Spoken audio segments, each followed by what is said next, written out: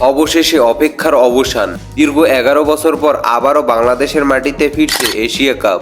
ইতিমধ্যে ক্রিকেট প্রেমীদের মনে একের পর এক প্রশ্ন, কবে শুরু হবে টুর্নামেন্ট, কোন 8টি দল খেলবে, কোথায় অনুষ্ঠিত হবে ম্যাচগুলো, আর দেশের মাটিতে বাংলাদেশ কতটা এগিয়ে থাকবে। আজকের ভিডিওতে থাকছে এবারের এশিয়া কাপের সব গুরুত্বপূর্ণ আপডেট। প্রথমেই আসি টুর্নামেন্টের ফরম্যাটে। 8টি দলকে 2টি গ্রুপে ভাগ করা হবে।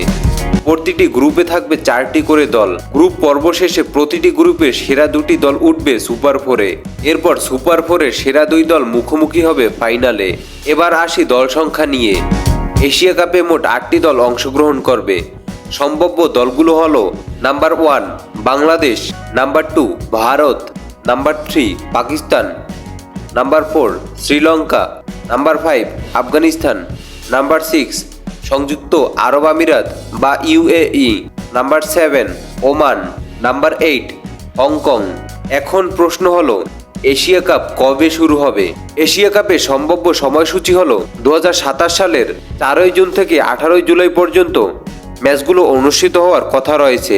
এই মুহূর্তে এশিয়ান ক্রিকেট কাউন্সিল এসিসি এখনও এশিয়া কাপের পূর্ণাঙ্গ সূচি প্রকাশ করেনি।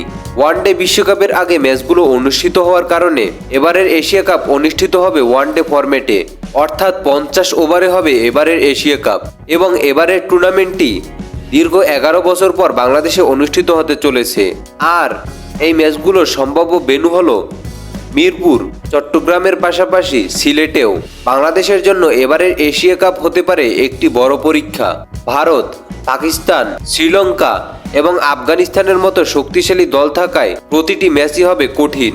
বিশেষ করে আফগানিস্তানের স্পিন আক্রমণ এবং ভারতের শক্তিশালী ব্যাটিং লাইন আপ বাংলাদেশের জন্য বড় চ্যালেঞ্জ হতে পারে। তবে সাম্প্রতিক সময়ে বাংলাদেশ ক্রিকেটেও ইতিবাচক পরিবর্তন এসেছে। সঠিক পরিকল্পনা ও ধারাবাহিক পারফরমেন্স থাকলে বাংলাদেশ ভালো পারফরমেন্স করতে পারে এবারের এশিয়া কাপে। প্রিয় বন্ধুরা, এশিয়া কাপ নিয়ে নতুন কোনো আনুষ্ঠানিক ঘোষণা এলেই আমরা সবার আগে আপনাদের জানিয়ে দিব।